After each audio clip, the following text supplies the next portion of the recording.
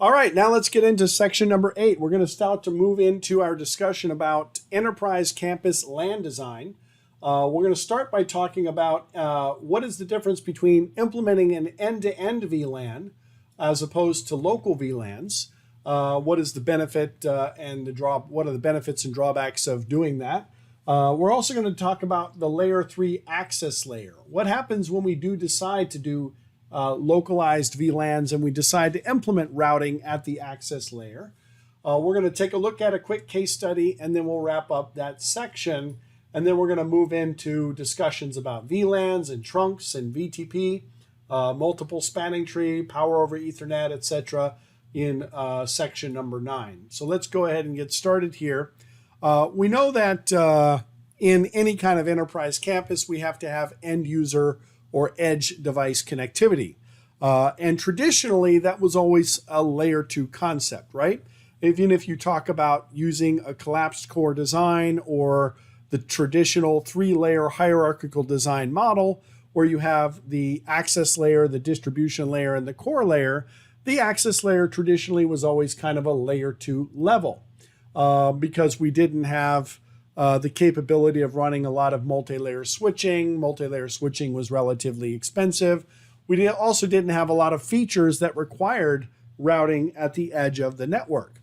But as time has progressed and as layer 3 switches or multi-layer switches have become less and less expensive and more efficient, we start to consider implementing routing at the edge of the network.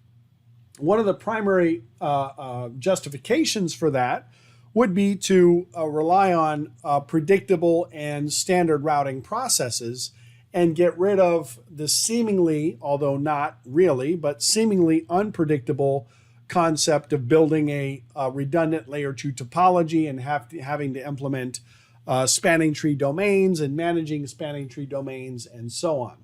So that's what we're going to be talking about in this particular section here.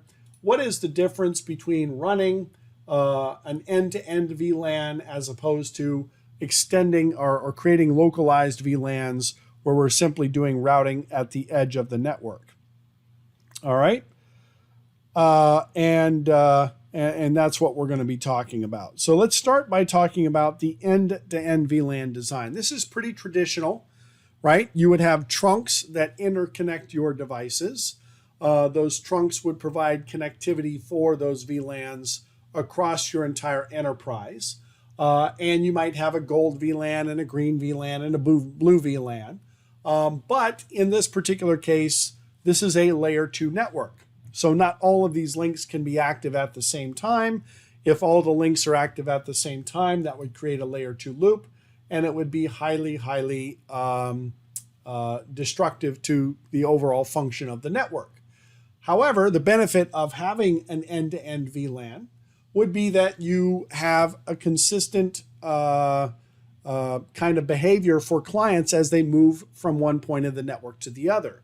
So if you have an HR employee or an engineer or whatnot, or maybe a CXO that's operating in the executive office, and they're part of a particular VLAN, as they move from one switch to the next throughout the enterprise, they maintain their status as being a member of that particular VLAN, and their policies stay the same, and their effective broadcast domain membership stays the same, and so on. So the VLANs get extended throughout the entire network. This does, however, create a single large broadcast domain. So broadcasts that are being generated in one switch in that particular VLAN would then end up getting propagated to all of the other switches in that same VLAN across the entire enterprise. So we could lose some efficiency on communicating across those trunk links. There are mechanisms that we can implement to enhance that and to kind of circumvent that behavior by either doing manual pruning or using some sort of VTP pruning method to do dynamic pruning when there are no downstream neighbors or upstream neighbors that need to be participating in that particular VLAN. But traditionally, this has kind of always been how our layer 2 networks or our access layer components were deployed. We have VLANs that span multiple switches. Now, the other plus side to this, as opposed to having local VLANs, is that if the VLANs span the switches, we have to have fewer subnets, right? Logically speaking, we would have fewer subnets because we don't have to have, say, a gold A, a gold B, a gold C, a gold D, for each of the switches in the enterprise. Routing is a lot more efficient nowadays. We do a lot of routing in hardware now as opposed to software. So having localized VLANs provides us a little bit more control. We can see kind of in this particular case, we're actually creating kind of a combination of this where we have the gold VLAN that spans the distribution layer switch to those 2 access layer switches on the left. So we kind of have a layer 2 design there. Whereas on the right, we have separate layer 3 subnets facilitated at the distribution layer. This is also a pretty traditional concept. The only difference here is that the access layer switches are not interconnected. So all of the intra-VLAN and inter-VLAN traffic would have to flow through the distribution layer switch. So the creation of these localized VLANs means that now you have to, let's say that the group of switches on the left is building A and the group of switches on the right is building B. Now, so this is building A and this is building B. If I was using the traditional layer 2 approach, I could say that the gold VLAN is my voice VLAN, and I could extend that voice VLAN across the network. So the IP phones that are connected over here are in the same broadcast domain as the IP phones that are connected over here. In this particular case, though, we don't have that scenario. We have maybe the red VLAN in the building B is the voice subnet for the phones in building B, and the gold VLAN is the voice subnet for the phones in building A. So essentially, when a phone in building A wants to communicate to a phone in building B, that traffic would have to be routed as opposed to switched. And so that's going to have to go up to a routing process. We have to assume, of course, the routing process is configured correctly and efficiently, but we are shrinking the size of the overall broadcast domain. So a comparison of the two, there are pluses and minuses to each of these design options. I would say that the pros that exist for localized VLANs probably exceed the pros that exist for layer 2 VLANs or end-to-end VLANs, but let's see what's listed here. For end-to-end VLANs, geographically dispersed users are part of the same broadcast domain. Absolutely. The same policy, security, quality of service, etc., gets applied to those users regardless of their location. Now, that's not to say, by the way, that we couldn't do a similar thing with localized VLANs, but it would have to be independently configured within each of those routing domains. So we couldn't extend a security policy or extend a QoS policy across the VLANs. We would actually have to create duplicate policies for each VLAN. Now, the local VLAN design is more scalable because routing is always going to be more efficient than switching from the perspective of communicating to hosts, right? Meaning that our broadcast domains are going to be smaller, so we're going to be less affected by broadcast traffic. Troubleshooting is generally easier at the routing layer as well, even using tools like traceroute and ping to test reachability, being able to look at routing tables, being able to identify how routers make routing decisions is generally easier. Traffic flow is more predictable. If I'm using end-to-end VLANs, especially if I have redundant connections, I'm going to have spanning tree implementations. I would have to design the spanning tree topology to potentially match maybe a first hop redundancy topology that I'm also creating for those particular clients in that subnet, and so on. Redundant paths are easily built. We don't have to worry about loop avoidance. We don't have to worry about spanning tree with local VLANs as well. The cons. To end-to-end VLANs, all switches need to know about all of the VLANs. Broadcast messages get flooded across the trunk links to all the switches, and troubleshooting can be more difficult because you have to troubleshoot across essentially multiple switches within the same domain, within the same broadcast domain. You need more routing for local VLANs. Routers tend to be more expensive. They require more resources, but that's changed over time. In fact, pretty much almost all enterprise class switches have routing capabilities built into them. The users belong to the same broadcast domain when they are at the same location. I don't know that that's a downside. There's no way around that. We're not going to assign a separate subnet for every single user. So I wouldn't necessarily agree that that is something that we would necessarily consider. All right. Because a VLAN represents a layer 3 broadcast domain, end-to-end VLANs allow a single layer 3 segment to be dispersed geographically. We talked about the benefit of that. We can group users together regardless of their physical location. We can apply security policies to the VLAN, and those security policies are going to be consistent regardless of what location you go to. Same thing with quality of service policies. They're going to be consistent regardless of what location you go to. We avoid the need to do routing, unless we want to get outside of the VLAN, of course.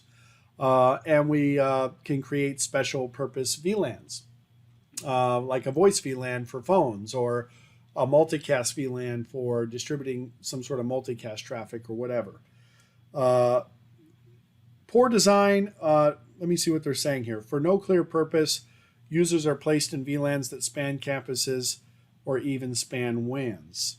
I'm not sure what they're trying to say there.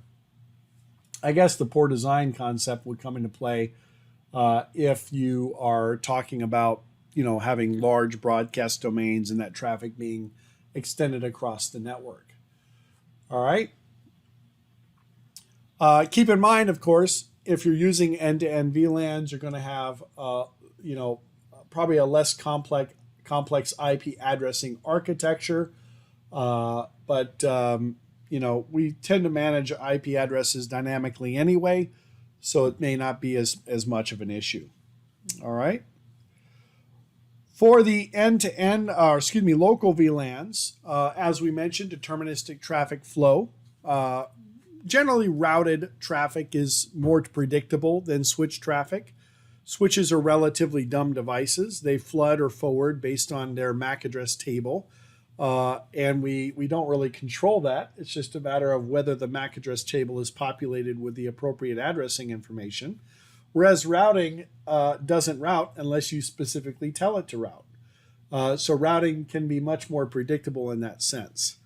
Active redundant paths are easier.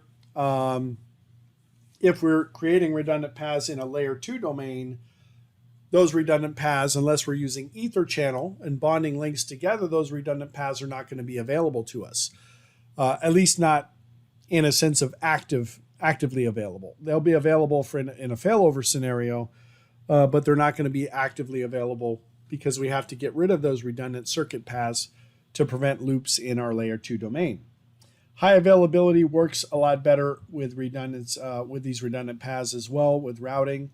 We can create high availability scenarios with spanning tree, but like I said, we're limited to what types of routes are available or what types of paths are available, because we have to inherently shut down some paths to get rid of the physical loops in the topology. We have a finite failure domain, right? A broadcast storm, for example, in one subnet would not affect other subnets in the topology. We have a smaller set of users. Generally, we should, right? If we're applying the design principles to the same overall architecture, we should have a smaller subset of users. So if a particular user gets infected with a worm, or something that user is doing on the network that affects the overall effectiveness of that domain, it can be isolated to that broadcast domain. And it's extremely scalable, especially if you use a robust routing protocol like OSPF internally to identify all of the VLANs and subnets that you have in your organization. In the traditional hierarchical campus design, this is what it's going to look like. We have layer 3 core for high-speed routing between the layer 3 domains. We have a layer 2/3 distribution layer where we might have a layer 2 internet connectivity between the distribution layer switches, and then dual-homed layer 2 connectivity to the access layer switches. But in this particular case, we have to implement spanning tree. Spanning tree is a requirement in this design because we can't have a loop in the topology. In addition, we would also have to kind of mirror our spanning tree active root bridge with our HSRP active router to make sure that we have efficient routing taking place. That also means that we would also have to tune timers. HSRP timers are going to be completely different than spanning tree timers. So if there's a failure in the domain, spanning tree might recover faster than HSRP would recover. So that would be something to consider as well. All right. And this is frankly why we would typically kind of design out spanning tree by using layer 3 all the way to the access layer. All right. We do have the option of updating this design using a multi-chassis ether channel. This is the updated design where we create these ether channel links. The benefit to this is that we still have to implement spanning tree in the topology because we still have loops in the topology, but by using multi-chassis ether channel and using a virtual switch stack or VSS, we can bond these links together, and the spanning tree will look at those links as a single link. So it won't disable certain links in the topology. That's a benefit. It's still the same traditional design, but we're getting the benefit of having the additional bandwidth. That VSS feature that is platform dependent. It's going to be available on the 4500 series chassis, 6500 series chassis, 6800 series chassis, and so on. And in this case, we would also eliminate the need to run some sort of first hop redundancy protocol. We still would have spanning tree implemented because, there's always a chance that there would be some sort of wiring issue, where somebody accidentally plugs a cable in. But we would not necessarily need it for the uplinks. Okay. The other option is to go strictly with a layer 3 access layer. And this is our third option. Configuring a traditional block where we have essentially layer 3 links between every switch in the enterprise provides us the ability to have all of these different redundant connections.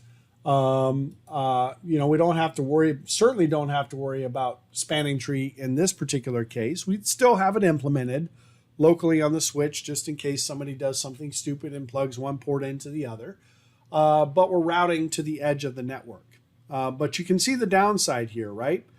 We have a voice VLAN and a data VLAN. If we were using a traditional layer 2 design, we would have one voice VLAN and one data VLAN for the entire enterprise. But because we're doing localized VLANs and routing to the access layer, we would have to have a separate voice VLAN and a separate data VLAN for each of the switches in the enterprise. So our subnetting or IP addressing scheme would get a lot more complex. We would have a lot of like layer 3 virtual interfaces, a lot of routing that's going to take place. But routing can be designed to be much more efficient. All right. So which of these designs is better, layer 2 or layer 3 in the access layer? If I'm running a layer 2 design, VSS would be required, or we'd end up with slower convergence, and we're left without dynamic traffic load balancing, meaning that we couldn't utilize all of the links in the topology. With a layer 3 design, it provides better convergence than a traditional layer 2 design. We can use layer 3 troubleshooting methods like ping and traceroute. I mentioned that before. We can make sure that we have all of our layer 3 capabilities that we need on our access layer switches. Not every single access layer switch is going to be able to do routing. And even if it does do routing, it may not do routing as efficiently as other layer 3 switches. Are we doing control plane routing? Are we doing data plane routing with forwarding information bases and Cisco Express forwarding and so on? So it's definitely something to consider. The decision about routed or switched depends on your business needs, what you know, and layer 8 of the OSI model, which is budget. Layer 9 is politics, but definitely something to consider. Okay. Convergence times in a layer 2 design tend to be much longer, especially with things like spanning tree. Of course, we could use rapid spanning tree, but link detection failure times and whatnot can be longer. We don't have the ability to run things like BFD and stuff like that for layer 2 protocols. So we would want to make sure that we're using a layer 3 design. We could also create a hybrid design. A hybrid design would take advantage of both. Right? We might choose a layer 3 design, but for some legacy systems, we might extend a VLAN across the network. The hybrid design, a little bit more complicated, obviously. VLANs 2, 102, 103, 3, and 103 are terminated at the access layer switch. VLAN 88 in this case is a legacy VLAN. And it requires a single broadcast domain. Maybe there's some sort of discovery mechanism that the devices are using that are based on MAC addresses and whatnot. So we would have trunk links that carry that information. VLANs 200 and 201 are examples of point-to-point links that allow that IP connectivity. But this topology obviously is going to require the use of spanning tree, because we don't have a purely routed design in this particular case. All right. I'm trying to think about how they would do that. If those are layer 3 links, how they wouldn't be trunks per se, right? Because if they're layer 3 routed links, they would be layer 3.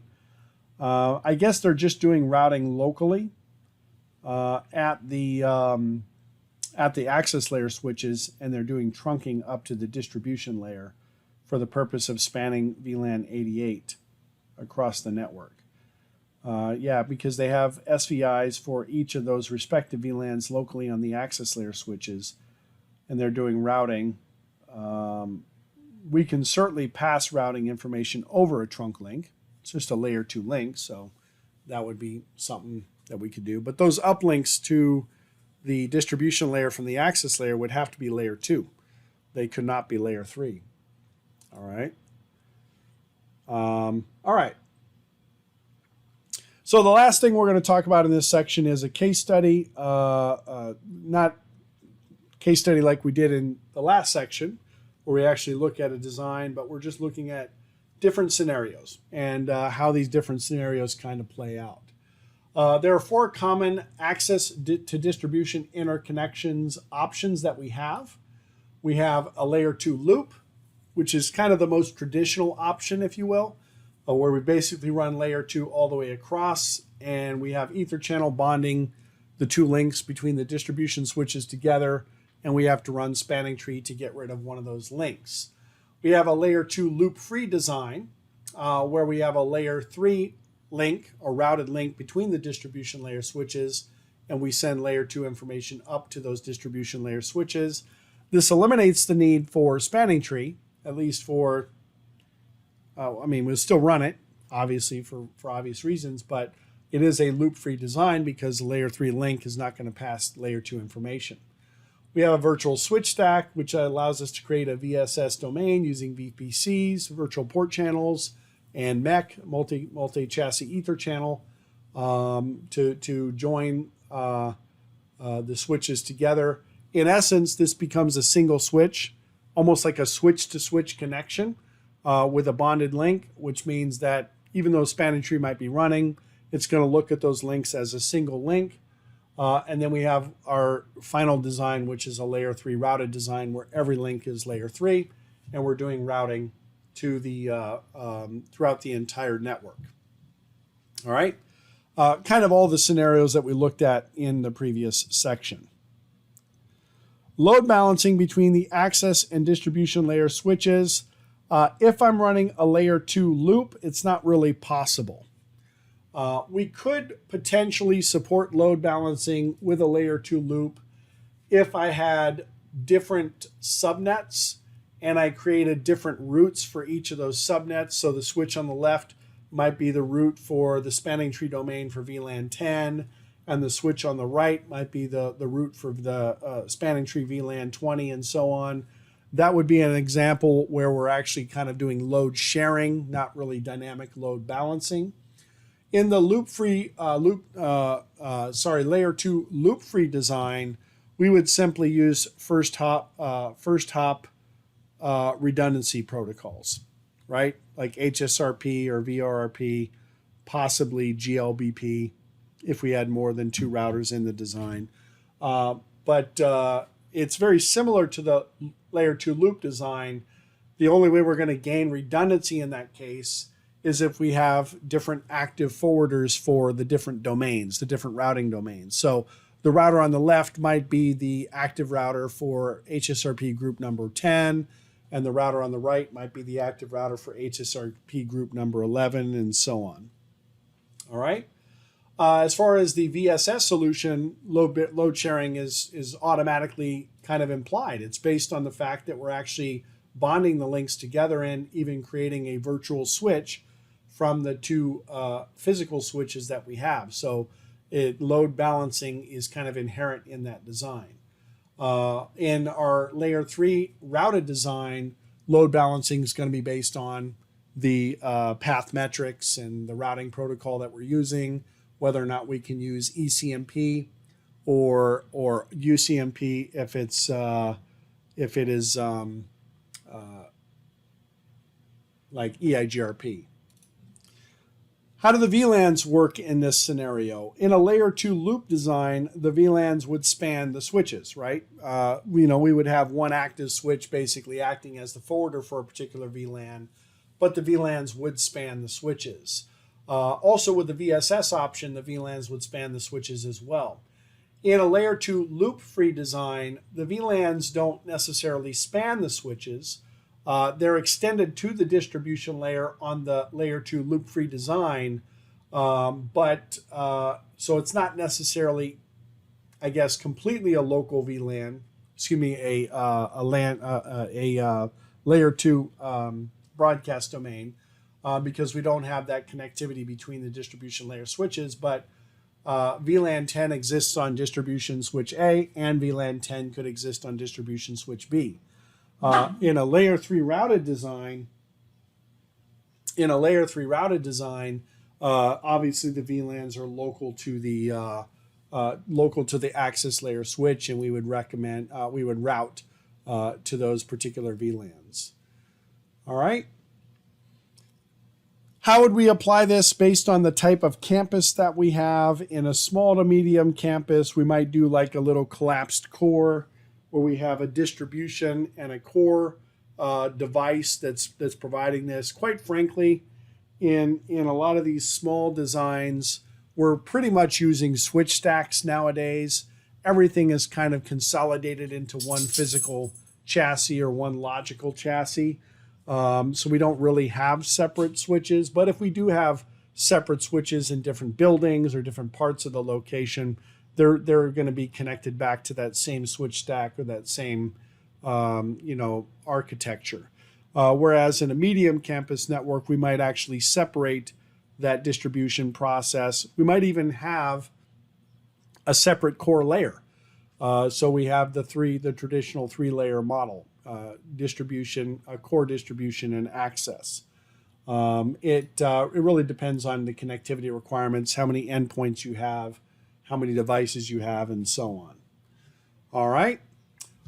So let's wrap up this section here. Our next section, we're going to talk about layer 2 campus design scenarios, taking a look at VLANs, trunks, VTP, spanning tree, multiple spanning tree, etc., port aggregation, first hop redundancy protocols, and so on. So we'll see you guys in the next section.